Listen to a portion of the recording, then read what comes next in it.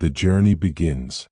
Close your eyes now, and let yourself drift backward through the centuries, through the millennia, through the turning of countless seasons. We are walking together across an ancient landscape, where the air carries the scent of resins and the warmth of Mediterranean sun on stone. This is the land where earth and spirit met, where every plant held purpose, where roots reached deep into limestone and clay, and branches stretched toward endless blue skies. We will move slowly through these groves and valleys. There is no hurry here. Time moves differently in this place. Each plant we encounter has been waiting, patient as stone, to share its story with you. Let the rhythm of these words become like breath, like the slow unfurling of leaves in spring, like the patient drip of resin down ancient bark. Breathe deeply now. The journey begins. Cedars of Lebanon, the Tower of Lebanon. High on the slopes of Mount Lebanon, where the air grows thin and cool, the cedars stand in their ancient silence. These are the enduring ones, the trees that witnessed empires rise and fall like morning mist. Their trunks rise 40 meters into the mountain air, massive columns of living wood, some reaching diameters of 2.5 meters where they meet the rocky soil. The bark is dark, deeply furrowed, holding within its texture the memory of centuries. Consider the way a cedar needle feels between your fingers, slender as a whisper, only 1 to 1.5 millimeters wide, yet containing all the geometry of survival. On the long shoots, these needles arrange themselves in spirals, a pattern as old as time itself. On the shorter shoots, they gather in clusters, 15 to 35 needles together, like small green hands reaching toward the filtered light. Each needle measures between 5 and 35 millimeters, precise in their dimensions, ancient in their purpose. The cones form slowly, patiently, requiring 2 full years to mature. Wind carries the pollen from the male cones to the female, this delicate conversation between trees that has continued unchanged for thousands upon thousands of years. The seed cones, when finally mature, become woody and ovoid cylindrical, 8 to 12 centimeters long, 3 to 6 centimeters wide. Within them, the seeds wait for the perfect moment to begin again. These trees prefer their soil with a pH between 6.5 and 8.5, slightly acidic to slightly basic, well drained like the mountain slopes where they have always grown. The soil must be sandy loamy, holding moisture without drowning the deep roots. At elevations between 1,700 and 2,000 meters, they receive between 250 and 1,000 millimeters of rain each year, enough water falling during defined wet seasons, followed by the long, dry summer months when the sun beats down on the Mediterranean slopes. Full sun is essential, at least 6 hours each day washing over the needle-covered branches. Once established, which takes a minimum of 2 years, these trees can withstand severe drought, their roots having pushed deep into the mountain stone, finding water where no water seems to exist. In the ancient world, cedar wood was treasured above almost all others. The high resin content made it exceptionally durable, resistant to rot, impervious to the appetite of insects and the decay of time. The Egyptians, the Assyrians, the Babylonians, and the Hebrews all selected this timber for their most important structures, their temples and palaces, their monuments meant to last forever. From the 3rd millennium before the Common Era through the 6th century, cedar was the wood of kings. The methods of harvest were carefully documented. Using stone chisels and bronze implements, workers would fell the great trees, employing techniques that the Egyptians had perfected by the 18th dynasty. The massive logs were then transported to the coast, lashed together into rafts that floated on the Mediterranean waters to distribution ports throughout the known world. The biblical account records specific uses. In the construction of the tabernacle, as described in Exodus chapters 26 through 32, hewn planks of cedar formed the framing. Archaeological evidence confirms that both Egyptian coffins and Levantine temple architecture employed this precious wood, each application requiring the overlay of other materials, gold or precious textiles, but the foundation was always cedar. King Solomon's negotiations with Hiram of Tyre, recorded in 1 Kings chapter 5, verses 6 through 10, detail the procurement of cedar for the great temple in Jerusalem. The text specifies that the timber was transported by sea, delivered according to all his desire for both temple and palace construction. This was not merely building material but a substance of spiritual significance. In Leviticus chapter 14, verse 4, cedar wood was prescribed for the purification ritual after leprosy, mixed with hyssop, scarlet yarn, and the blood of a bird. This ceremonial medical application demonstrates how the ancient Israelite priesthood understood cedar as possessing cleansing properties, its very essence carrying the ability to purify. The historical documentation extends beyond biblical sources. The Wadi Brissa inscription of Nebuchadnezzar II, who ruled from 605 to 562 BCE, records timber operations in Lebanon that mirror the biblical Solomon account precisely, establishing cross-cultural verification of these ancient procurement methodologies, showing us that these were real trees, felled by real hands, carried across real waters to become the bones of sacred buildings. Rest now in the shadow of these great trees. Feel the coolness of mountain air, scented with resin. Listen to the slow creak of ancient branches in the wind. Origanum syriacum, the humble purifier. We descend now from the mountain heights to the lower slopes, where a different plant grows close to the rocky earth. Hyssop is a modest thing, reaching only 1 meter in height, yet it has been woven into sacred ritual for thousands of years. The stems are upright and rigid, bearing densely packed leaves that feel velvety to the touch, colored a soft gray-green like the dusty hillsides where they thrive. The flowers appear in branching panicles at the stem tips, tiny blooms of white or the palest pink, so small you must lean close to see them properly.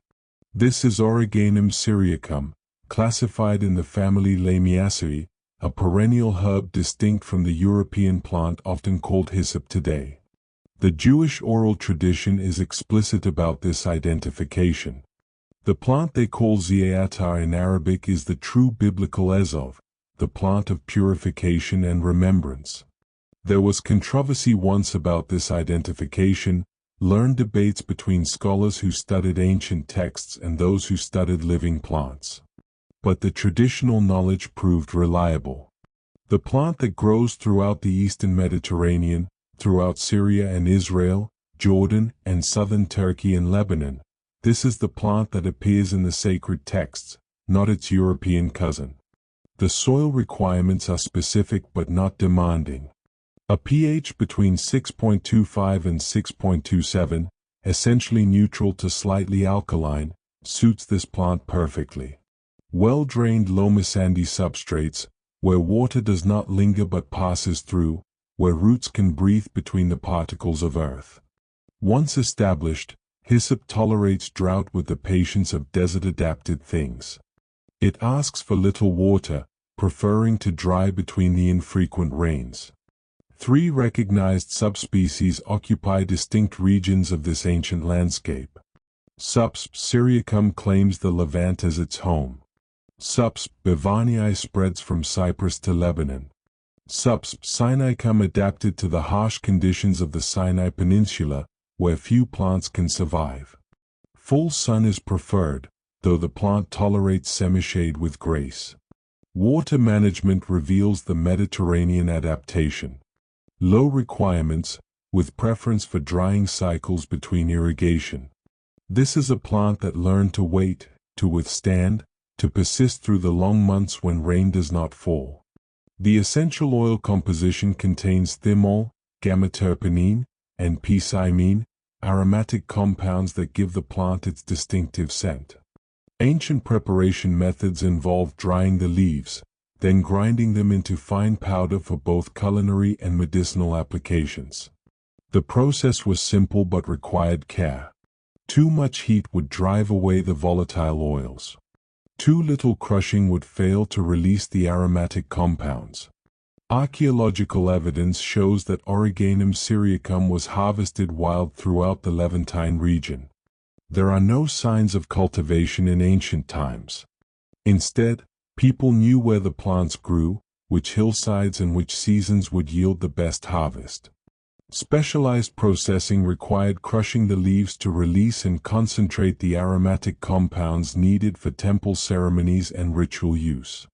The Talmudic sources preserve the specific preparation methods for purification waters. Hyssop was combined with the ash of the red heifer, as described in Numbers chapter 19, verses 6 through 18.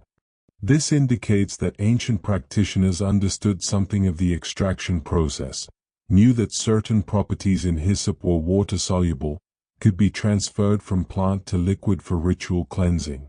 The biblical text in Exodus chapter 12, verse 22, prescribes a bunch of hyssop for marking doorposts with Passover blood. The specification implies bundled dimensions sufficient for liquid application, stems strong enough to hold together without breaking during use. Picture those ancient hands, gathering the gray-green stems, binding them together, dipping them in blood, marking the door frame in the darkness before morning. Leviticus chapter 14 documents the ceremonial cleansing protocols in verses 4, 6, and 52. Hyssop mixed with cedar wood, scarlet yarn, and bird blood. Numbers chapter 19 specifies identical components for purification from the defilement of death. The same 4 elements, combined in sacred pattern, used to restore ritual purity. In the Gospel of Matthew, chapter 27, verse 48, and Mark chapter 15, verse 36, hyssop appears again at the crucifixion. A sponge is fixed to hyssop for offering liquid. The Gospel of John's parallel account in chapter 19, verse 29, implies a stem length of 3 to 4 feet, confirming that these were mature plants, their stems grown tall enough to reach upward. Let yourself rest among these humble plants, their gray-green leaves soft in the sunlight, their scent rising warm and aromatic as the day heats the hillside. This is the plant of purification, of sacred ritual, small but essential, humble but holy. Alia Europea, the silver-leaved provider. As we walk lower still, we enter groves that have stood for centuries, where twisted trunks rise from terraced slopes and silvery leaves shimmer in the breeze. The olive tree, Alia Europea, subspecies Europea, is an evergreen that can reach 10 to 15 meters in wild growth, though cultivated trees are often kept smaller. The trunks can grow to 2 meters in diameter, their bark becoming deeply furrowed with age, sometimes hollow at the center yet still living, still producing fruit. The leaves are arranged in opposite pairs along the branches, elliptical to lanceolate in shape, 4 to 8 centimeters in length. Their undersides are silvery, photosynthetically active, catching light in a way that makes the whole tree shimmer when wind moves through the grove. The flowers form in dense inflorescences, with 50 to 80% of the axillary buds having the potential to develop. The reproductive cycle of the olive is a study in patience. 6 to 11 weeks of vernalization are required, temperatures below 9 degrees Celsius to prepare the tree for flowering.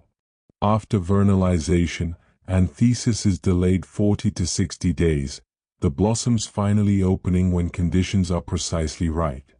Then comes the long wait for fruit development, 6.5 to 7 months of slow maturation, with the final 20 to 40 days critical for oil accumulation in the mesocarp, the flesh surrounding the stone. Olives prefer soil with a pH between 5 and 8.5, though the optimal range narrows to 6.5 through 8.5. Calcareous soils, rich with limestone, are strongly preferred. The drainage must be excellent.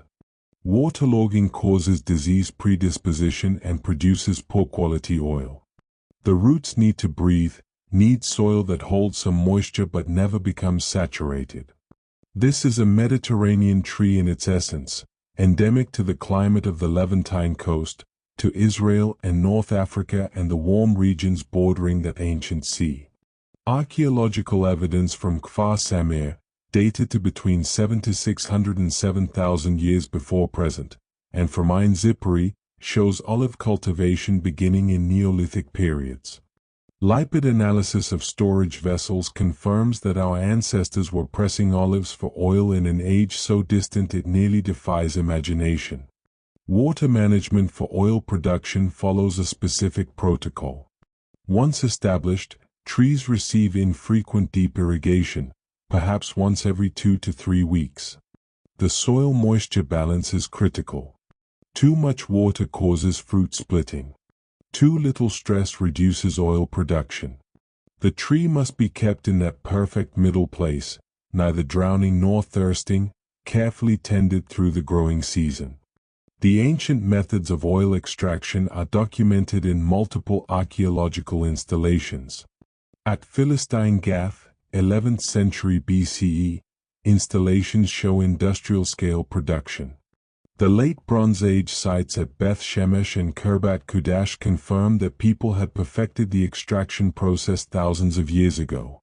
The processing techniques involved crushing the olives using stone implements, press mechanisms that applied steady pressure, and gravity-fed collection systems that allowed the oil to separate naturally from the pumice. Josephus, the ancient historian, references continuous employment of such installations under royal administration, suggesting centralized control of this precious resource. Beyond food, olive oil served many purposes. Mycenaean tablets record its use in textile processing. Tanning operations required oil for treating leather. Perfume manufacturing depended on olive oil as a base for aromatic compounds. Soap could be made from lower-grade oil. Specialized installations near Jerusalem and Lydda indicate refined processing specialization, different grades of oil for different purposes. The biblical text in Deuteronomy chapter 8, verse 8, lists the olive as one of the 7 species emblematic of the Promised Land's fertility. This explicit specification establishes both agronomic and symbolic significance in ancient Israelite theology. The olive represented blessing, abundance, the gift of a land flowing with milk and honey. Exodus chapter 27, verse 20, and Leviticus chapter 24, verse 2, prescribe pure olive oil for the temple menorah illumination. The oil had to be of the highest grade, unrefined, premium quality. Exodus chapter 30, verse 33, restricts the composition of anointing oil to an olive oil base, forbidding its recreational use, setting this oil apart for sacred purposes only. In Numbers chapter 20, verses 4 and 5, the Israelites complain in the wilderness, lamenting the absence of grapevines, fig trees, and pomegranates, but specifically including olive deprivation in their list of hardships. This indicates the essential dietary and economic status of olives in their understanding of civilized life. Rest now beneath these ancient trees, their leaves whispering silver secrets in the afternoon light, their branches heavy with fruit that will become oil, become light, become sustenance and sanctity. Ficus carica, the first cultivated. We come now to a tree that may be the oldest cultivated plant in human history, older even than grain. The fig tree, Ficus carica, is a deciduous shrub tree reaching 3 to 9 meters in height with an equal spread, multistemmed, containing milky latex throughout all its tissues. This latex is part of the plant's defense system, a laticifer that seals wounds and deters herbivores. The leaves are deeply palmately lobed, divided into 3 to 5 sections, 12 to 25 centimeters long and 10 to 18 centimeters wide. The surface is rough to the touch, textured like fine sandpaper. The flowers are hidden within the syconium structure, the false fruit that we call a fig, invisible unless you know to look for them. In caprified varieties, pollination requires the fig wasp, Blastophagus, a tiny insect that has evolved in partnership with this tree over countless generations. But parthenocarpic varieties produce fruit without pollination, without seeds, a mutation that early farmers recognized and propagated 11,400 years ago. The fruit matures to syconia measuring 3 to 5 centimeters, green skin ripening to purple or brown depending on the variety. Figs ripen in 2 seasonal crops. The early crop comes in June to July, smaller and considered a delicacy. The main harvest arrives in August through September, abundant and suitable for drying and storage. The soil requirements are specific. A pH between 6 and 8 is preferred, ideally 6.5 to 7.5. Sand-clay loam substrates work best. The root system extends 90 to 120 centimeters in light soils, seeking moisture and nutrients. The tree requires a minimum soil depth of 1 meter, preferably 1.5 meters, enough room for the roots to anchor and spread. Water requirements approximate 750 millimeters of annual rainfall equivalent. The native range extends from Afghanistan to Portugal across the entire Mediterranean basin. But the archaeological evidence from Gilgal I, dated to 11,400 years before present, shows parthenocarpic cultivation predating grain domestication by 1,000 years. This means that figs may have been the very first plant that humans learned to cultivate intentionally. Growth optimization demands full sun exposure. Early season water restriction actually promotes fruit quality, stressing the tree just enough to concentrate sugars. Established trees tolerate drought through deep root penetration. The salt tolerance is moderate, allowing fig trees to grow near coastal areas where other fruit trees struggle. Ancient Egyptian processing techniques included a specialized practice called gashing, wounding young sycamore figs to accelerate ripening. This technique mimicked the effects of the fig wasp in caprified varieties. Sumerian tablets from around 2500 BCE document fig marketing and medicinal applications, showing how widespread fig cultivation had become by that ancient time. Drying methodology was carefully developed. Figs were allowed to ripen on the tree, then placed on the ground for 3 to 4 days of sun drying. Pressed cakes called devila were formed from chopped dried figs, creating a winter food storage form that could last for months. Chains of strung figs created another preserved form, easily transported and traded. The timber, though less valuable than cedar or oak, found its uses. The softwood was suitable for furniture manufacture, ritual objects, and general construction. Its ease of working made it accessible to non-elite populations, ordinary people who could carve it into tools and vessels. The archaeobotanical evidence from Gilgal I shows fragments of parthenocarpic figs, indicating intentional propagation of mutant trees.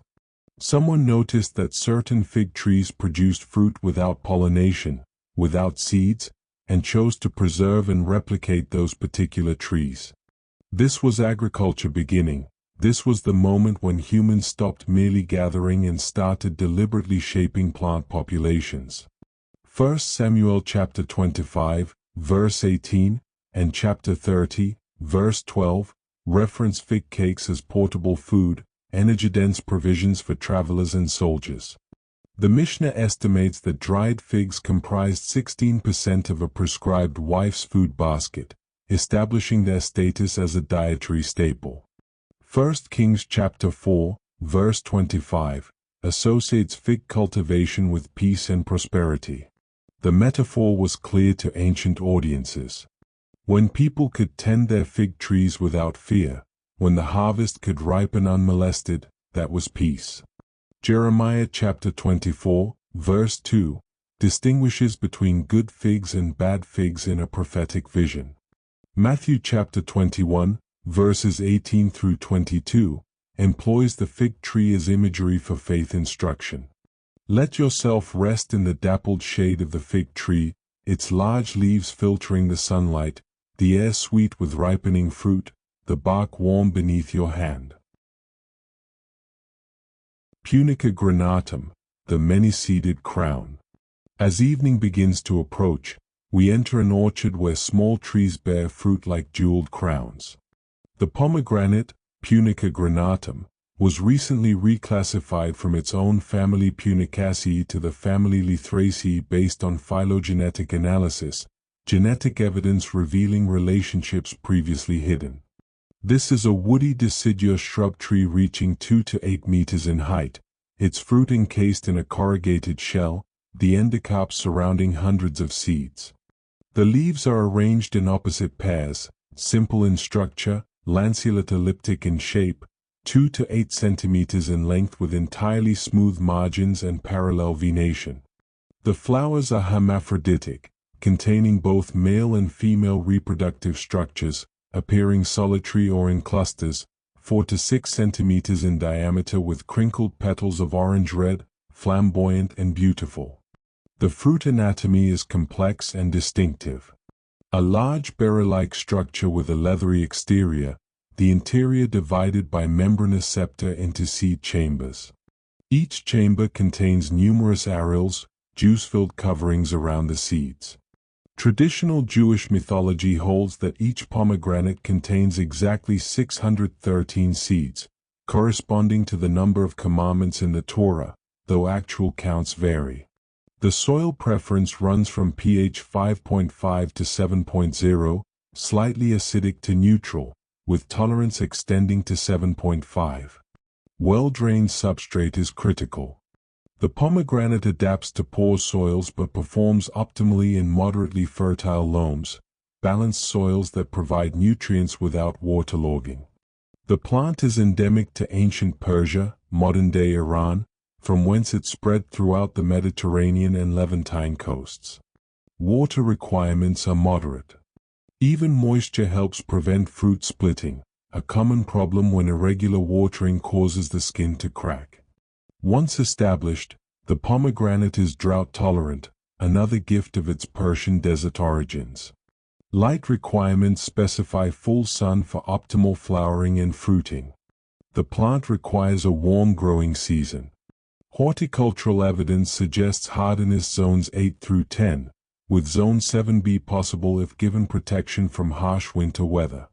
Salt tolerance is moderate, enabling cultivation in coastal areas where sea spray reaches inland gardens. Pomegranate trees were documented in ancient Near Eastern royal gardens, symbols of power and fertility. The seeds were processed for juice concentrate, pressed to extract the sweet tart liquid. Root bark tannins served in leather working, treating hides to make them supple and durable. Rind compounds provided dye material, producing colors for textile arts. Egyptian decorative applications show pomegranates on coins, sarcophagi, and temple reliefs from multiple dynasties. Nubian and Persian botanical records confirm cultivation as a status symbol, a plant associated with imperial administration and divine favor. Processing methods for the seeds involved extracting juice through pressing, crushing the areoles to release their liquid. Rind applications in textile dyeing produced a red-brown hue, warm and earthy. Medicinal tannin extraction from various plant parts created treatments for digestive complaints and topical applications. The biblical text in Numbers chapter 13, verse 23, documents the spies returning with pomegranates as proof of Canaan's fertility. The fruit itself was evidence, tangible demonstration of the land's capacity to produce abundance. Deuteronomy chapter 8, verse 8, lists pomegranate among the 7 species. Leviticus specifications demanded pomegranate fiber incorporation in sacred textiles. Exodus chapter 28, verses 33 through 35, mandates pomegranate embroidery on the hem of priestly vestments in specific color patterns, blue, purple, and scarlet yarn. 1 Kings chapter 7, verses 18 through 20, describes 200 cast pomegranates decorating the pillars of Solomon's temple, bronze fruits gleaming in the courtyard. Song of Solomon employs pomegranate repeatedly as a metaphor for beauty and desire. Chapter 4, verse 3 and verse 13, Compare the beloved to a pomegranate orchard, to the fruit's hidden sweetness. 2 Chronicles chapter 3, verse 16, documents pomegranate chains as temple ornamentation, probably dried specimens arranged in decorative patterns. The rabbinical tradition that assigns pomegranates exactly 613 seeds, matching the number of Torah commandments, speaks to the symbolic power of this fruit, how it became not merely food but teaching tool, visual reminder of divine instruction. Stand quietly in the pomegranate orchard as dusk approaches, the fruits hanging heavy on their branches, each one a small cosmos of seeds and sweetness, each one a crown. Acacia seal, the desert's offering.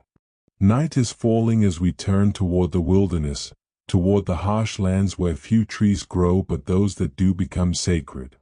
Acacia seal, also known as Vachellia seal, belongs to the family Fabaceae, the legumes, subfamily Mimosoideae. This small to medium tree reaches 6 to 17 meters in height with trunk diameters up to 60 centimeters at breast height. The crown is umbrella-shaped, characteristic of African acacias, with bark that varies from rust-colored in variety seal to whitish in variety fistula. The bark is powdery, exfoliating in thin layers. The variety fistula hosts mutualistic ants in pseudogalls, hollow swellings where insects live in exchange for protecting the tree from herbivores. The spinescence is formidable. Thorns measuring 7 to 20 centimeters straight, with smaller curved thorns appearing at branch tips. These are defenses against browsing animals, against the harsh desert where everything must fight for survival. The leaves are compound and bipinnate, divided and subdivided into tiny leaflets, 4 to 12 pairs of pinnae with 10 to 12 leaflet pairs each, individual leaflets measuring only 1 to 2 millimeters by 4 to 12 millimeters. The inflorescence consists of shining yellow globular heads, 1.5 centimeters in diameter, borne on 3 centimeter stems. The pods are dehiscent, splitting when mature, 10 to 15 centimeters long and 1 centimeter wide, brown and papery, containing 6 to 10 seeds. The soil specification runs from pH 6 to 8, with alkaline preference. The tree thrives on heavy clayey soils, on stony gravelly alluvium, on humic substrates enriched with organic matter. Variety fistula displays greater tolerance for waterlogging than variety seal, but neither truly loves wet feet. Saline soils prove unsuitable for either variety. The rainfall zone extends from 250 to 1,000 millimeters annually, but requires a pronounced dry season lasting 6 to 8 months. The elevation range reaches a maximum of 1,700 to 2,000 meters. Characteristic distribution includes the Nile region, Sahelian Africa, and the wadis of the Arabian Peninsula, seasonal watercourses that flood and then dry completely. The phenology follows the rhythm of drought and rain. Leaves fall by mid-dry season, creating a leafless period lasting 4 to 7 months. Flowering concentrates in the middle of the dry season when the tree stands bare. Fruit ripening occurs approximately 4 months after flowering. Even-aged stand regeneration depends on seed exposure and sometimes requires the mild disturbance of fire. The biblical specifications for tabernacle construction mandate upright acacia trees, atsei shittim omdim in Hebrew, found in Exodus chapter 26, verse 15, chapter 27, verses 1 and 6. Deuteronomy chapter 10, verse 3, records Moses crafting the Ark of the Covenant from acacia wood using hewing tools, probably bronze or iron implements. Gum Arabic production identifies acacia seal as a primary source. The gum, called gum talha, exudes from wounds in the bark and hardens into amber droplets. Wood tannin content reaches 18 to 20% in the bark, facilitating traditional leather tanning. The wood, when burned, provides heat and charcoal suitable for ancient metallurgy. Ancient availability was documented through Sinai Peninsula distribution. The Hebrew word shittim is of Egyptian origin, confirming authentic identification of the wood material. Archaeological analysis validates structural suitability for construction elements requiring both rot resistance and workability. Exodus chapter 25, verse 10, specifies ark construction with precise dimensions, 2½ cubits in length, 1½ cubits in both height and width. These exact measurements required planked construction from acacia, boards carefully hewn and joined.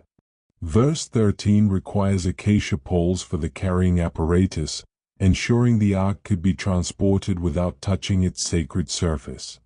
Chapter 27, verse 1, mandates altar dimensions of 5 cubits long and 5 cubits broad, constructed entirely from acacia. Verse 6 specifies acacia poles for carrying. The construction technique is implied through compatibility with bronze fixtures, the metal that would later be added. 1 Kings chapter 4, verse 33, characterizes hyssop as a small plant springing from walls, possibly contrasting it with the prominent acacia. The repeated emphasis on acacia material, appearing 27 times in biblical texts, suggests unique suitability. This was the wood available in the wilderness, the tree that grew where few others could, the material that God specified for the holiest objects. Rest now in the wilderness night, beneath the acacia's thorny branches, its shadows sharp in the starlight, its wood the substance of sacred vessels.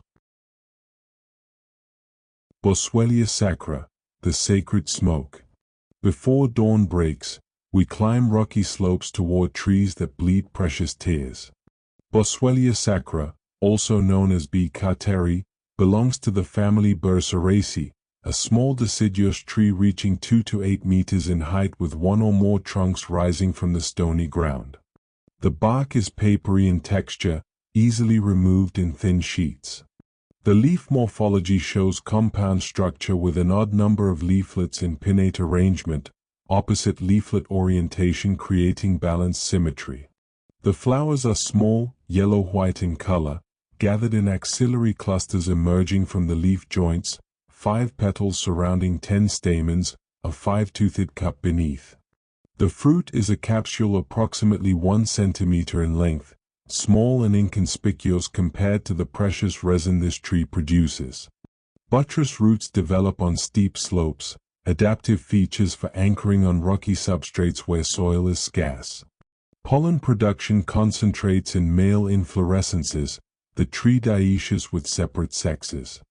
The habitat specification requires calcareous sandy soils, limestone-derived substrates at elevations from sea level to 1,200 meters. Native to Oman and Yemen on the Arabian Peninsula, and to Somalia and Ethiopia in the Horn of Africa, this tree tolerates critical environmental stress conditions that would kill most other plants. Soil preparation for cultivation demands planting holes 60 to 80 centimeters deep, filled with equal parts sand, clay, and compost. Irrigation protocols specify 60 liters weekly for the first 3 months, then monthly thereafter. Even in cultivation, water tolerance remains extremely low. The tree cannot survive extended periods without some irrigation. The photosynthetically active green bark beneath the papery exterior reveals water stress adaptations. When leaves are shed during drought, the bark itself can photosynthesize, can capture sunlight and convert it to energy, keeping the tree alive when other plants would perish. The resin harvesting methodology has remained essentially unchanged for thousands of years. A deliberate incision, 2½ centimeters deep, penetrates the bark to the sapwood. Latex begins to exude, milky at first, exposed to air and sunlight. The resin is left for 10 days to solidify, amber tears forming on the wounded trunk. Then the hardened resin is scraped into lumps. The process can be repeated multiple times during the harvest season. Harvesting grades are determined by color, by clump size, by oil concentration. The palest, most translucent pieces command the highest prices. The darkest, Most opaque pieces are considered inferior. Oil concentration affects both fragrance and burning properties. The sacred incense formulation documented in Exodus chapter 30, verse 34, specifies frankincense resin with onycha, galbanum, and pure frankincense in equal proportions. The grinding into fine powder followed specific protocols preserved in Jewish oral tradition, knowledge passed from generation to generation. Ancient trade routes extended from Oman to Mediterranean ports, overland caravans passing through Sanfoki, by sea to Egypt and beyond.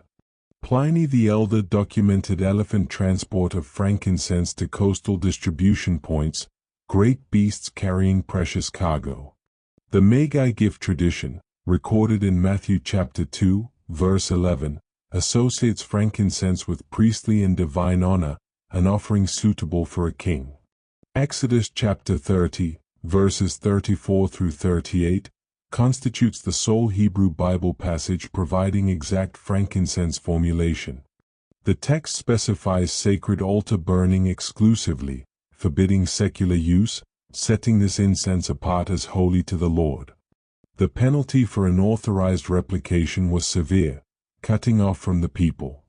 The Book of Ezra, chapter 3, verse 7, documents timber transport methodologies that parallel frankincense trade routes, hauling to the Phoenician coast, sailing to Jaffa, then overland transport to Jerusalem. The infrastructure that moved cedar also moved frankincense, the same ships, the same roads. Ethnographic documentation confirms a 5-year tapping cycle followed by a 5-year recovery period. Overharvesting kills the trees.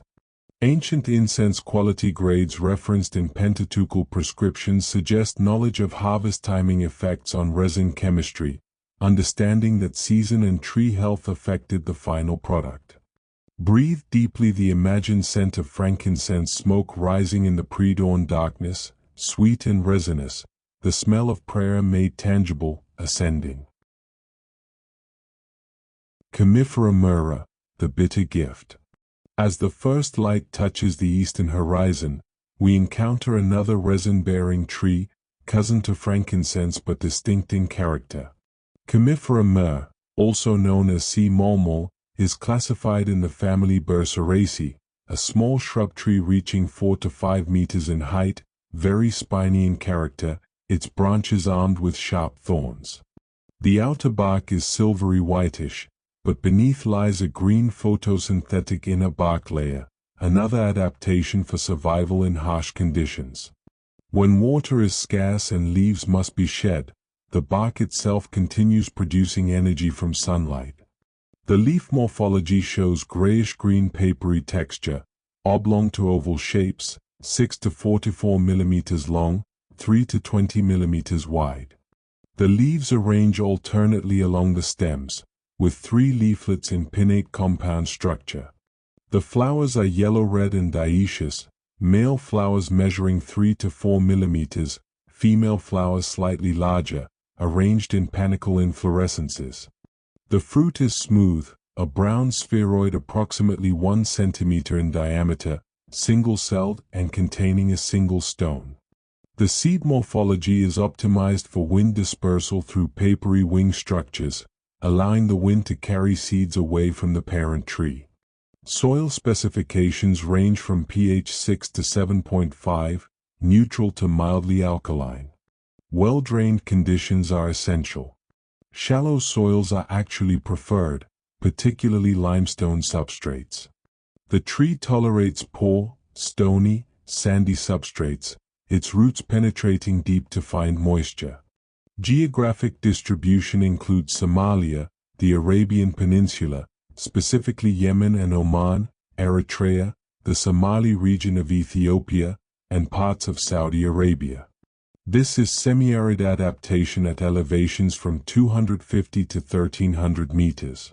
Annual rainfall tolerance ranges from 230 to 300 millimeters, barely enough to sustain most plants. Temperature restrictions are significant. The tree does not thrive below 10 degrees Celsius. Frost temperatures below 5 degrees cause plant death. A tropical to subtropical climate is required. Drought tolerance, once established, is exceptional. The tree requires minimal water, patient as stone between the infrequent rains. Resin extraction parallels the frankincense methodology.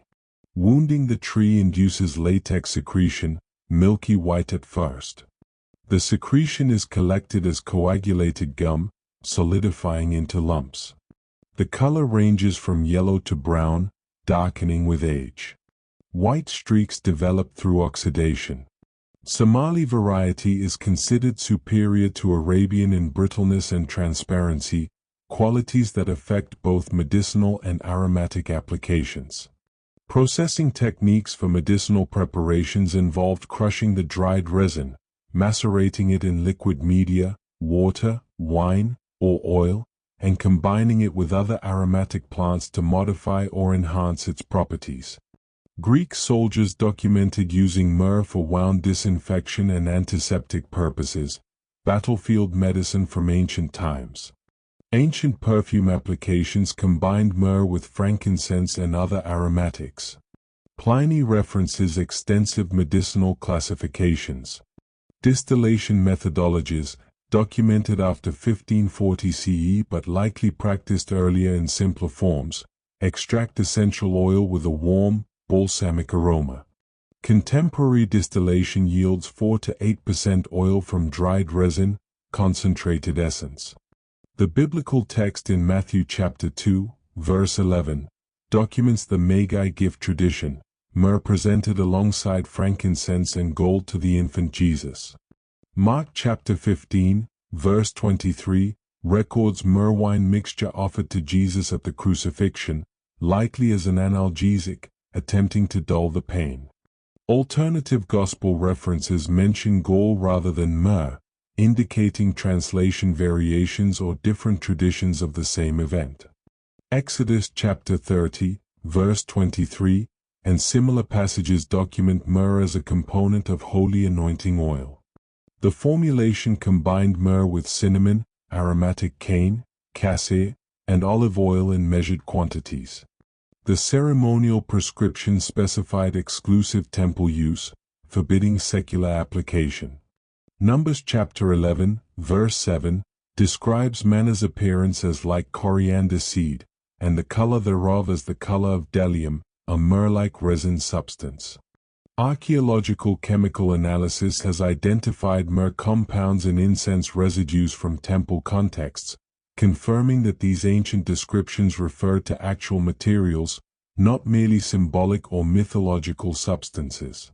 Let the bitterness of myrrh rest on your tongue, metaphorically, the taste of sacrifice, of preservation, of preparations for burial and for anointing, for endings and beginnings both. Ficus sycamoris, the shade of Egypt. The sun climbs higher as we descend to lower elevations where water runs more freely and a larger fig tree spreads its enormous canopy. Ficus sycamoris, classified in the family Moraceae, is a medium to large tree reaching 20 meters in height, though exceptional specimens can achieve 35 meters of spread, dense rounded crowns of spreading branches creating pools of deep shade. The bark is green-yellow to orange, exfoliating in papery strips that curl and fall, revealing fresh layers beneath. The leaves are heart-shaped with rounded apexes, 14 centimeters long by 10 centimeters wide, arranged spirally around the stems. The upper surface is dark green, the lower surface lighter with prominent yellow veins creating beautiful geometric patterns. Both surfaces are rough to the touch, textured like the common fig but larger, more substantial. Fruit production begins year-round from April onward, with a peak period from July through December. The syconia are borne in thick clusters on long branchlets or emerging directly from leaf axils, unusual positioning compared to common figures. Each syconium measures 2 to 3 centimeters in diameter, ripening from buff green to yellow-red. Talmudic references document 5 successive crop potential in a single year, continuous production providing reliable food supply. Soil requirements specify pH 6.5 to 7.5, neutral to slightly alkaline. Well-draining loam to clay soil with deep profile is preferred. The tree prefers generously moist conditions. The root systems are invasive, powerful enough to damage structures, making placement near buildings inadvisable. Water management involves irrigation every 2 to 3 weeks. Drought tolerance is moderate compared to the common fig, less but still significant. Establishment requires regular watering. Mature trees near water sources perform optimally. The natural distribution is riverine habitat, growing along watercourses where roots can reach permanent moisture. Geographic distribution begins in native Africa south of the Sahel, excluding the Central West rainforest region, north to the Tropic of Capricorn. Cultivation spread throughout the Middle East and Mediterranean. Archaeological evidence from Egypt dates to 3000 BCE, 3000 years before the Common Era. Biblical Levantine distribution is well documented in both texts and archaeological remains. Egyptian utilization is documented through tomb reliefs and New Kingdom inscriptions. The wood was employed for coffin construction, trees grown to sufficient size that trunks could be hollowed monolithically, carved into single-piece coffins. The specialized gashing technique appears in agricultural papyri, instructions for wounding young figs to accelerate ripening. Food preparation was straightforward. Fruits could be eaten fresh or dried. The drying process created cake-like compressed forms similar to common fig divila. Sap was harvested as syrup, inferior in quality to sugar maple but functional as a sweetener. Leaves were utilized for wrapping food during cooking, imparting subtle flavor. Medicinal applications included bark and latex treatments for dermatological conditions. Leaves were brewed for tea, mildly astringent. Root bark tannin content made it suitable for textile processing. The wood's softness enabled carving of utensils and small ritual objects, democratizing access to wooden implements. The biblical identification of Genesis chapter 3, verse 7, the fig leaves used for covering, is traditionally understood as Ficus sycamoris based on leaf size and native Levantine distribution. This species is the only native fig with leaves sufficiently large for the described purpose. The large, textured leaves would indeed provide coverage. Amos chapter 7, verse 14, describes the prophet Amos as a sycamore fig pruner, indicating a specialized agricultural labor category in ancient Israel. This wasn't just picking fruit but a skilled profession requiring knowledge of when and how to wound the figs for optimal ripening. Luke chapter 19, verse 4, records Zacchaeus climbing a sycamore fig to observe Jesus, the tree spreading branches and considerable height making it ideal for that purpose. Psalm 78, verse 47, laments plague destruction of sycamore trees, establishing their importance to food supply during the David period. Archaeological evidence from Iron Age sites including Megiddo and Samaria confirms ubiquity in ancient agriculture, these trees forming part of the agricultural backbone of ancient Israel. Rest in the sycamore's shade, its broad leaves filtering the morning light, fruit hanging in clusters within arm's reach, sustenance from a tree that has fed people for 5,000 years. Prunus dulcis, the awakening branch. As we continue walking through the warming day, we encounter an orchard of trees still leafless, but covered in a cloud of pale pink and white blossoms. Prunus dulcis, known by synonyms Amygdalus communis and Prunus amygdalus, belongs to the family Rosaceae, genus Prunus, subgenus Amygdalus. This deciduous tree reaches 3 to 4.5 meters in height, trunk diameters extending to 30 centimeters. The leaves are simple and alternate, lanceolate in shape, 5 to 10 inches in length, which translates to 12 to 25 centimeters. Serrated margins give the edges a delicate sawtooth appearance. The upper surface is pale green, the undersides paler still. In autumn, The leaves turn yellow-orange before falling, preparing the tree for winter dormancy.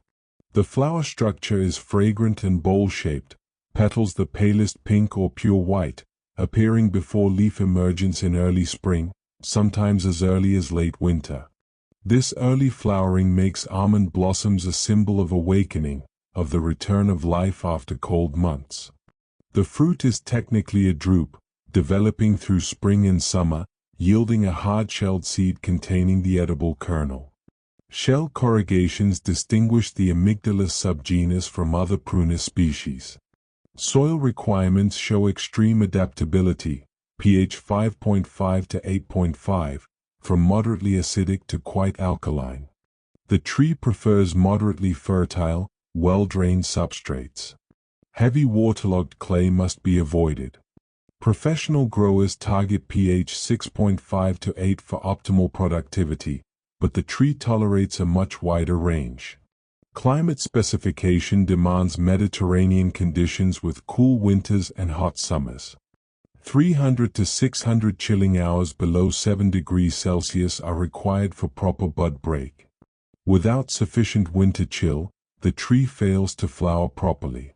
Native to Western Central Asia, the almond is now distributed throughout the Mediterranean, California, which produces 80% of world production, and Australia.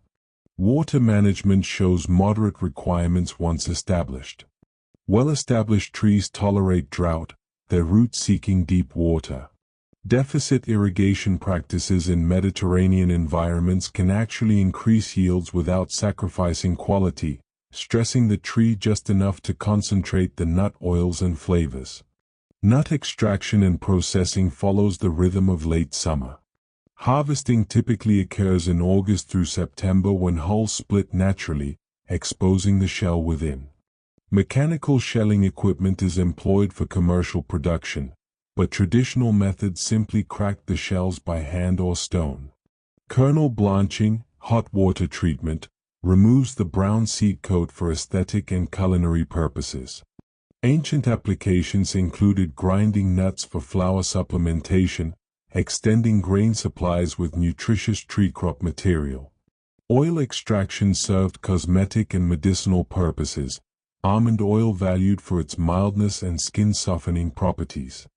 Decorative utilization of shell fragments in ceremonial contexts transformed waste material into mosaic elements. Wood utilization remains limited by the tree's modest size. The wood is fine-grained and suitable for small woodcraft items and inlay work, delicate boxes, and decorative objects. Bark compounds served medicinal tincture extraction purposes in traditional pharmacopoeias. The biblical text in Numbers chapter 17, verse 8, documents Aaron's rod miracle. Overnight, the dead staff put forth buds, produced blossoms, and bore ripe almonds, accelerated through all the stages of growth in impossible time. This served as evidence of divine selection for priesthood. The almond tree, called Shakid in Hebrew, the awakener, was an appropriate symbol for this miraculous validation. Genesis chapter 43, verse 11, specifies almond nuts among the commodities that Jacob sends to Egypt as gifts: honey, spices, myrrh, and almonds. The textual implication is that almonds were cultivated in both the ancient Levant and Egypt, valuable enough to serve as diplomatic presents. Ecclesiastes chapter 12, verse 5, employs the almond tree metaphorically for aging.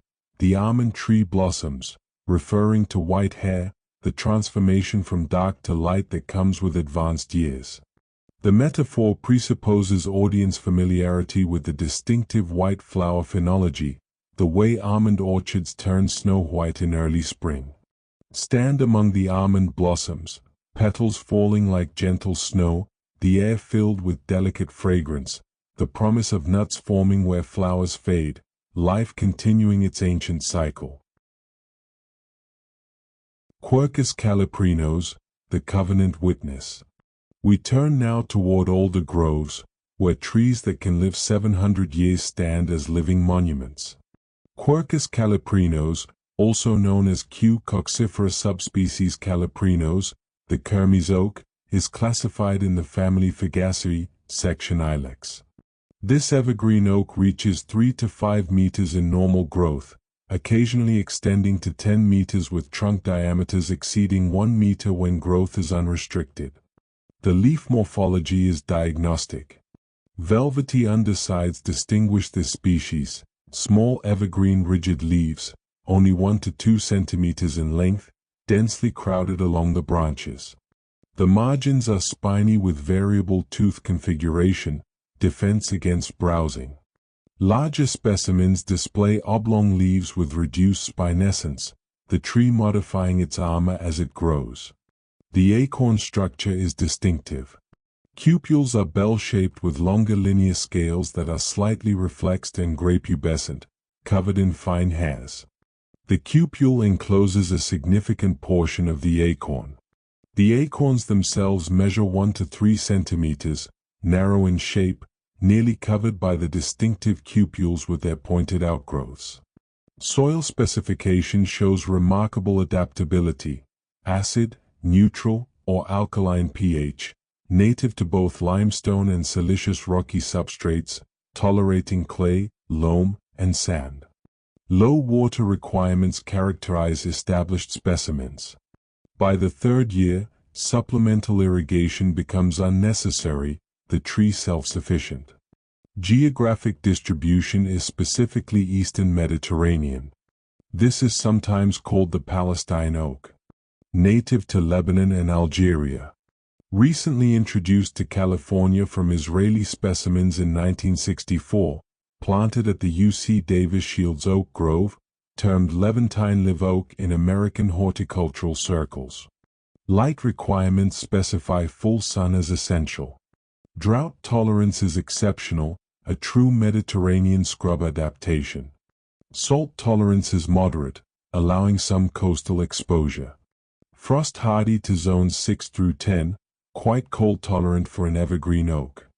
The growth rate is slow, less than 25 centimeters annually, but the potential lifespan extends to 700 years. Trees can stand for generations upon generations, becoming landmarks, witnesses to human history. Wood applications historically included construction materials suitable for coastal maritime transport. Ezekiel chapter 27, verse 6, documents oars made from oak, the hardwood providing strength for rowing. Historical utilization included ceremonial implements and ritual objects. The hardwood characteristics enabled durable construction that outlasts softer timbers. Tannin extraction from bark and wood compounds was processed for leather tanning, the astringent properties fixing the proteins in animal hides. Acorns were roasted for beverage consumption in resource-scarce periods, the bitter tannins partially removed by roasting. Charcoal production for metallurgical applications transformed oak wood into high-heat fuel. The sacred significance of oaks cannot be overstated. These trees served as religious site markers throughout the biblical landscape. Abraham's oak at Mamre, Deborah's oak at Bethel, these were not merely trees but holy places, sites of divine encounter and human covenant. Oak trees marked property boundaries through covenant establishment ceremonies, as recorded in Joshua chapter 24, verse 26. Genesis chapter 35, verse 4, records Jacob burying strange gods under an oak at Shechem, a ritual disposal of foreign idols, the earth beneath the oak tree serving as safe repository. Isaiah chapter 2, verse 13, compares cedar and oak for strength assessment in prophetic denunciation, both trees representing enduring power.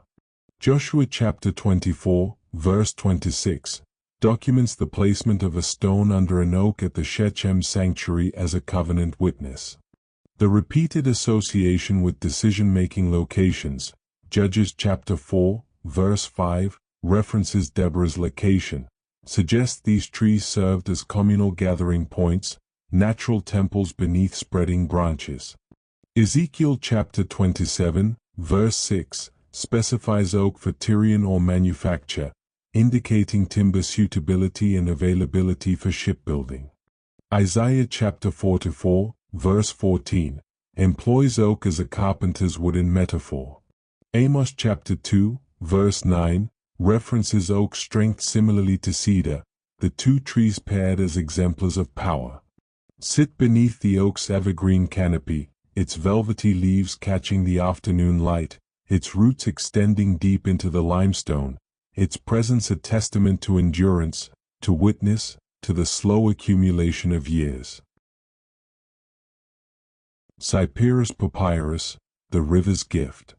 We walk now toward water, toward marshlands and river margins where a different kind of plant rises tall from standing water. Cyperus papyrus, classified in the family Cyperaceae, the sedge family, is a tender herbaceous perennial reaching 4 to 5 meters in height naturally, with exceptional specimens achieving 10 meters at high-altitude lake margins.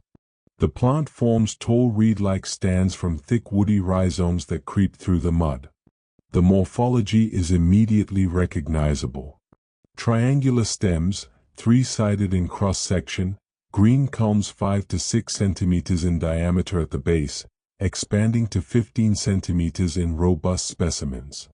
At the apex of each stem sits a dense cluster of thin thread-like rays, 10 to 30 centimeters in length, creating a structure that resembles a feather duster or an explosion of green fireworks frozen in place.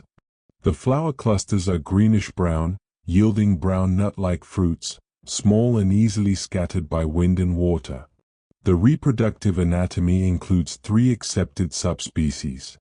The inflorescence forms a compound umbel-like hemispherical structure, 30 to 60 centimeters in diameter, with 50 to 150 rays of variable lengths. Florets are bisexual, arranged distichously, 4 to 10 per ray. The rhizomes are covered in papery triangular scale-reduced leaves, reddish-brown, protective coverings for the underground structures. Soil specifications range from pH 6 to 8.5, slightly acidic to alkaline. Wet boggy soil is essential. The waterlogged tolerance is unique among plants, papyrus thriving in conditions that would drown other species. The plant grows in standing water to 6-inch depth, constant moisture an absolute requirement. In hot climates, this means daily watering if grown in containers outside natural wetlands. The water habitat is native to Africa. The plant grows in full sun to partial shade, though full sun produces the tallest, most vigorous stands. Introduction to tropical regions worldwide has been successful wherever wetland conditions exist.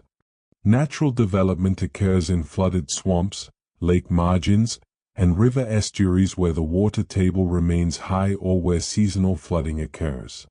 Propagation through rhizome lateral expansion is the primary method, new culms emerging from the spreading underground network. Rainfall tolerance is extreme, from 10 to 420 centimeters annually, the plant adapting to both monsoon and moderate climates. Optimal temperature ranges from 20 to 30 degrees Celsius. High humidity is a natural consequence of aquatic habitat. Establishment phase water depth management proves critical for seedling survival, young plants more vulnerable than mature stands. The manufacturing of papyrus paper is one of humanity's great ancient technologies. The pith is harvested from the inner stem, the soft white core. Cross-cutting into segments, typically a cubit in length, provides manageable pieces. Horizontal layering followed by a vertical overlayer creates a grid structure.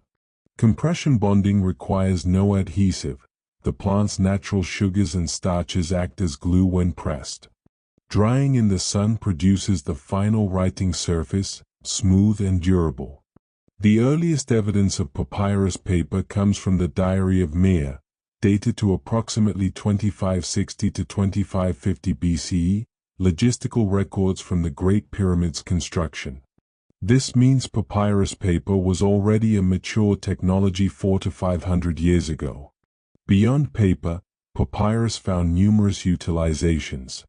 Reed boat construction is documented in Egyptian iconography, vessels woven from bundled papyrus stalks capable of floating on the Nile.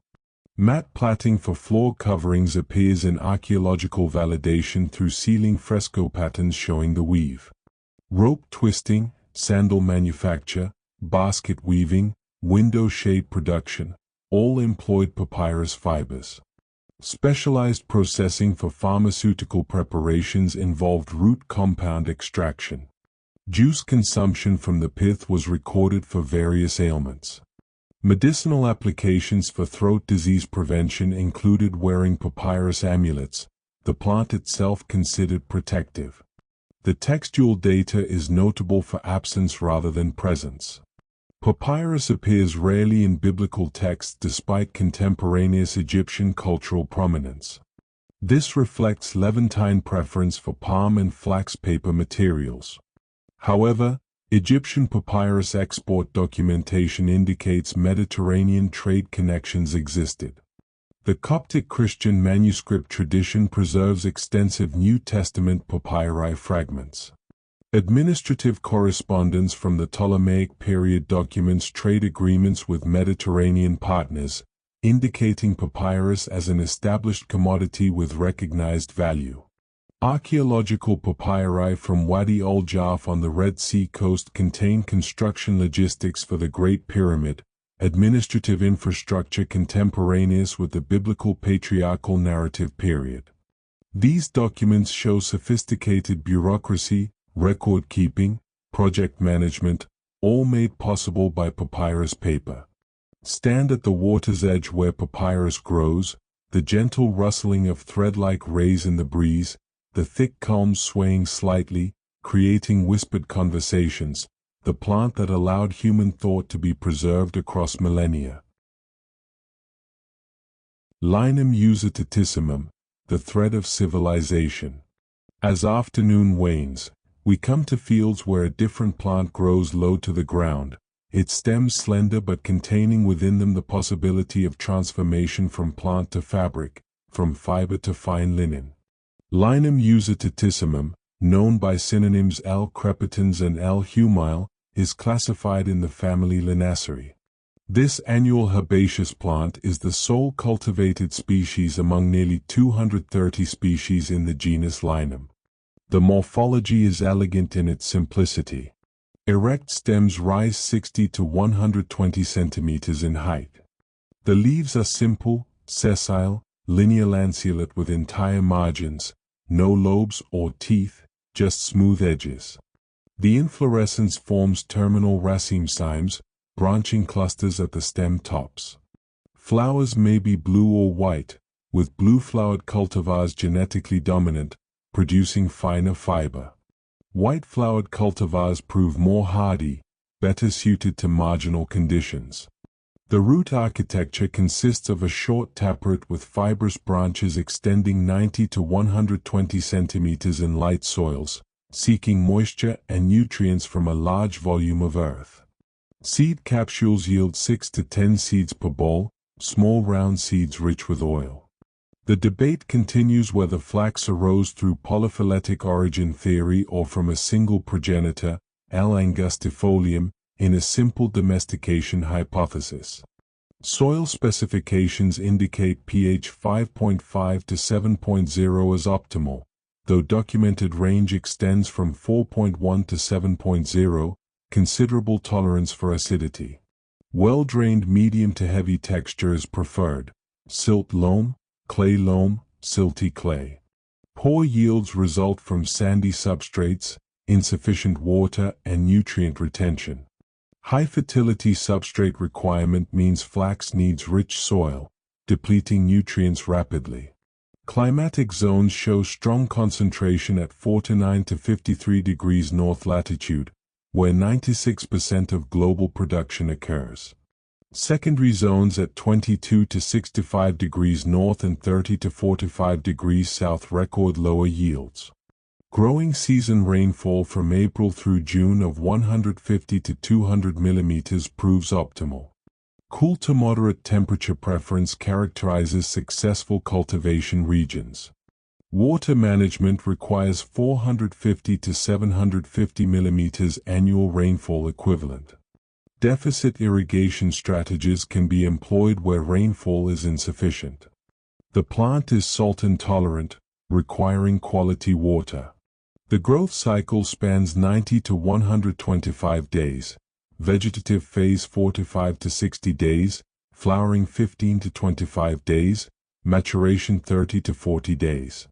Each phase has specific water and temperature requirements. Fiber extraction methodology has remained essentially unchanged for thousands of years. Plants are pulled, not cut, to maximize fiber length, roots, and all coming from the ground.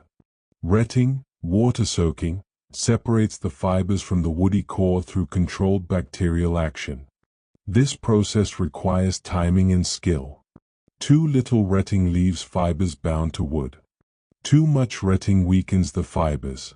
Specialized flax processing facilities documented in Pharaonic Egypt produced cloth so fine it could be drawn through a signet ring, an achievement dated to 2100 BCE, 4,000 years ago.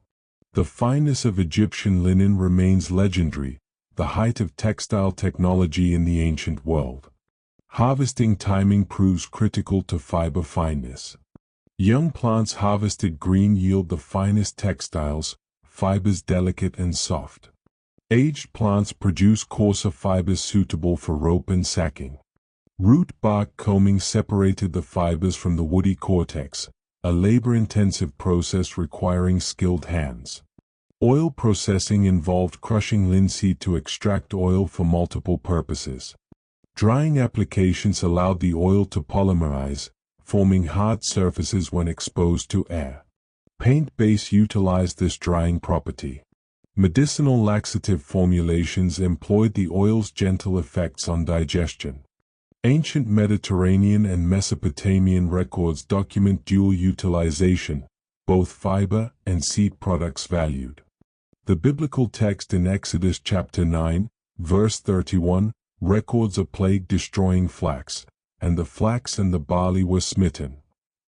The textual implication indicates significant Egyptian cultivation contemporaneous with the Hebrew slavery narrative period. Flax was important enough to merit specific mention in the account of the plagues. Leviticus prescriptions for priestly linen garments specify flax fiber exclusively. Exodus chapter 28, verse 39, and chapter 39, verses 27 through 28, detail these requirements. The New Testament tradition associates burial linen with flax fiber, John chapter 19, verse 40, describing Christ's body being wrapped in linen cloths. The discovery of dyed and knotted flax fibers in Georgian cave deposits dated to 30,000 years before present extends the domestication hypothesis far back into prehistory. The Fertile Crescent origin, Egypt, Palestine, Israel, Mesopotamia, Syria, Anatolia, Lebanon, Cyprus, Jordan, is documented through archaeological botanical analysis, charred seeds, and fiber impressions on pottery showing widespread cultivation in ancient times. Feel the cool smoothness of linen fabric in your mind, the transformation from plant to thread, from thread to weave, from weave to garment, the alchemy of agriculture and craft. Myrtus communis, the fragrant peace. Evening approaches as we enter a grove where small evergreen trees release fragrance into the cooling air.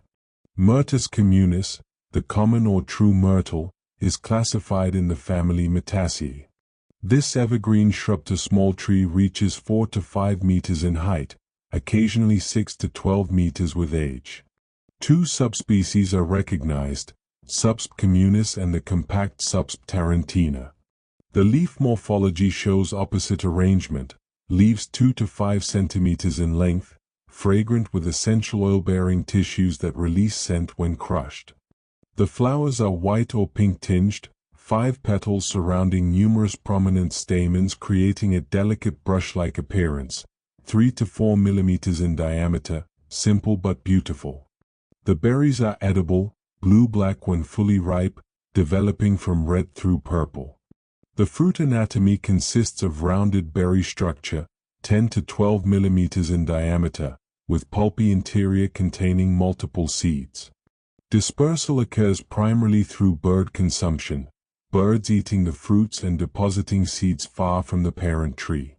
Fruit maturation occurs multiple times annually in Mediterranean climate zones, making myrtle a reliable food source for wildlife. Soil specifications range from pH 6.1 to 8.3, slightly acidic to somewhat alkaline. Well-draining substrates with low organic content are preferred. Excess richness can promote excessive vegetative growth at the expense of flowering. Salt tolerance is documented, allowing coastal planting. Drought tolerance once established is exceptional, another Mediterranean adaptation. Water management after establishment requires only deep irrigation monthly, allowing soil to dry between cycles. Wet soil intolerance means the plant is predisposed to root rot in saturated conditions.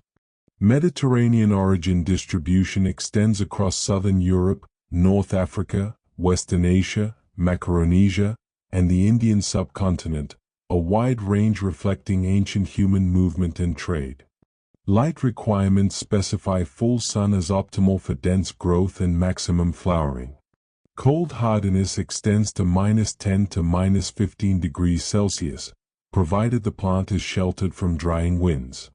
Maritime exposure tolerance is documented, myrtle growing well in coastal gardens where salt spray reaches foliage. Propagation occurs via stratified seeds, requiring 3 months of cold treatment, or through cuttings treated with root hormone to encourage rooting. Essential oil extraction employs steam distillation of leaves, yielding aromatic compounds including thymol, mycin, and cineol. Perfumery applications utilize myrtle oil in oriental, chypre, and citrus fragrance compositions, adding green, slightly camphoraceous notes. Leaf processing for tea and medicinal preparations is documented in Mediterranean traditional medicine systems. Berry maceration in alcohol produces myrto liqueur, a Sardinian specialty. Historical utilization of bark and root compounds for tannin extraction served leatherworking purposes. Hedge and formal garden applications show horticultural cultivation since antiquity. Italian Renaissance gardens incorporated myrtle for both ornamental and functional boundary purposes, low hedges defining geometric patterns. The symbolic association with love and peace in Mediterranean culture made myrtle appropriate for wedding ceremonies and peace celebrations. The biblical text in Nehemiah chapter 8, verse 15, specifies myrtle branches for Feast of Tabernacles construction, included among branches of thick trees. Talmudic interpretation identifies these as myrtle boughs. Continued Jewish tradition maintains myrtle as a component of the Sukkot ceremonial bundle, the lulav, held during prayers. Isaiah chapter 41, verse 19, and chapter 55, verse 13, employ myrtle in restoration prophecy imagery. Instead of the thorn bush, the myrtle shall grow, a transformation from hostile to peaceful vegetation, from defensive spines to fragrant leaves. Zechariah chapter 1, verses 8 through 11, establishes sacred tree association through a vision of a mounted person standing among myrtle trees, the setting itself signifying a holy encounter. The Song of Solomon lacks explicit myrtle reference but employs fragrance imagery consistent with myrtle essential oil aromatic profile, garden scenes where spices and perfumes mingle. Roman Jewish tradition associates myrtle with Esther, the Hebrew name Hadassah meaning myrtle.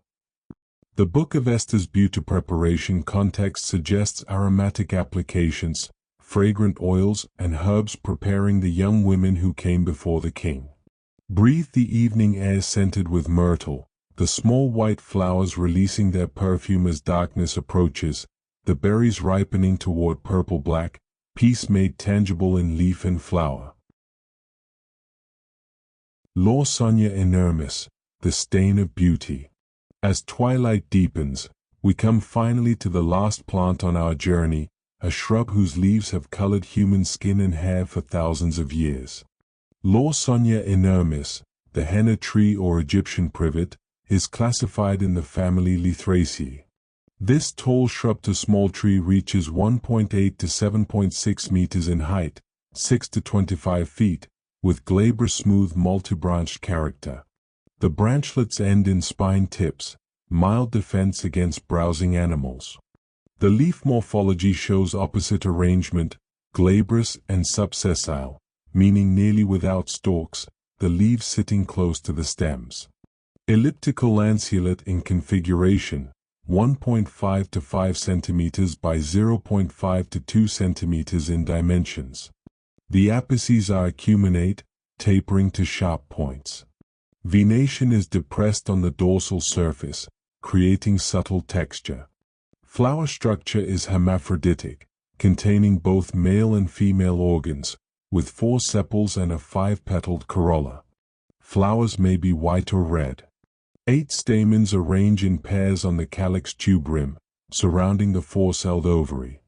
The fruit capsule measures 4 to 8 mm in diameter, splitting irregularly into 4 sections when ripe. Each fruit contains 32 to 49 seeds, small and numerous. Soil requirements show extreme adaptability, pH 4.3 to 8 optimal, from quite acidic to moderately alkaline. The plant tolerates poor, stony, sandy substrates. Well-drained conditions are essential. The shallow root system cannot handle waterlogging. Heavy fertile clay soils prove equally acceptable as long as drainage remains good. Climate specification indicates temperatures of 35 to 45 degrees Celsius, 95 to 113 Fahrenheit, as optimal for maximum dye yield. Heat increases the LAWS1 concentration in the leaves. The minimum threshold is 11 degrees Celsius. Below 5 degrees causes death, frost intolerant. Tropical semi-arid zone native distribution includes northern and eastern Africa, Asia, and northern Australia. Drought tolerance once established is exceptional, the plant surviving extended dry periods. Water management requires minimal input once established. Growth accelerates during precipitation intervals. Slowing occurs during dry periods, the plant conserving resources. Leaf yellowing and fall occur during prolonged drought or cool periods, semideciduous behavior under stress. Tropical-subtropical cultivation is exclusive. This plant cannot survive temperate winters. Dye extraction methodology centers on LAWS1 compound, chemically 2-hydroxy-1,4-naphthoquinone, concentrated in the lower leaves of the plant. Older leaves contain higher concentrations. Pounding into fine powder breaks cell walls, releasing the dye molecules. Water paste formation activates dye-binding properties, the paste adhering to skin and hair. Acidic media, vinegar, lemon juice, date juice, were applied historically to enhance oxidation and staining intensity. The addition of acids helps the LAWS1 molecule bond more effectively with keratin proteins in skin and hair, creating more permanent, deeper color. Egyptian mummification applications are well documented. Hair and skin dyeing appears on mummy specimens, including Amenemhotep from 1574 BCE, whose hair remains vivid red after more than 3,000 years. Dermal application involved paste mixing with animal fats, oils, and aromatic compounds, creating cosmetic preparations. The Ebers Papyrus prescriptions document ringworm treatment formulations, medicinal uses alongside cosmetic applications. Textile processing employed henna for silk, wool, and leather dyeing. Color fastness properties proved superior to many vegetable alternatives, the dye resisting fading through washing and sun exposure. Ancient Babylonian market documentation confirms commodity trade status. Pliny the Elder references medicinal, perfume, and dye applications, showing how widespread henna use had become throughout the classical world. The King James Version biblical references employ camphire, a transliteration of the Hebrew kopha, for henna. The Egyptian term qwpr in demotic notation reflects the antiquity of plant knowledge and trade documentation. This wasn't a new discovery but ancient technology, old when the Bible was written. Song of Songs chapter 1, verse 14, and chapter 4, verse 13, employ henna gardens metaphorically. My beloved is unto me as a cluster of camphire in the vineyards of En-Gedi. This suggests cultivated gardens, henna grown deliberately, possibly irrigated with spring water from the oasis. The symbolic association is with paradise, with abundance, with beauty cultivated and tended. Post-biblical Jewish sources identify henna utilization for ritual purity observances. Rabbinical tradition documents application in preparation contexts parallel to Egyptian record patterns, confirming multicultural adoption of the plant across Mediterranean and Near Eastern civilizations. The practice transcended national and religious boundaries, testament to henna's desirability and effectiveness. Let the orange-red stain of henna be the last image of our journey, temporary mark on skin that fades with time but renews with each application. Beauty as practice, as ritual, as the closing of our walk through these ancient plants. We have walked now through 15 plants, from the mountain cedars to the henna gardens, from the purifying hyssop to the fruit-bearing fig, from the wilderness acacia to the riverside papyrus. Each plant holds within itself a story, a utility, a sacred purpose. Each has roots that stretch down into specific soil, each requires particular combinations of sun and water, each transforms elements of earth and air into substance that sustains or beautifies or sanctifies human life. As you drift toward sleep, let these plants remain with you. The cedar standing patient on mountain slopes. The olive groves silvering in the wind. The frankincense bleeding precious tears. The flax fields waiting for harvest. The myrtle releasing fragrance into evening air. These are the plants that witnessed empires, that built temples, that fed multitudes, that healed the sick, that adorned the beautiful, that marked the sacred from the profane. They grow still, in their ancient lands and in new soils, patient as stone, enduring as the slow turning of seasons. Rest now in the knowledge of these green things, these rooted beings who ask only for what they need and give abundantly in return. Let your breath slow like sap rising in spring, like seeds germinating in darkness, like roots extending through soil. The journey is complete. The plants remain. Sleep well.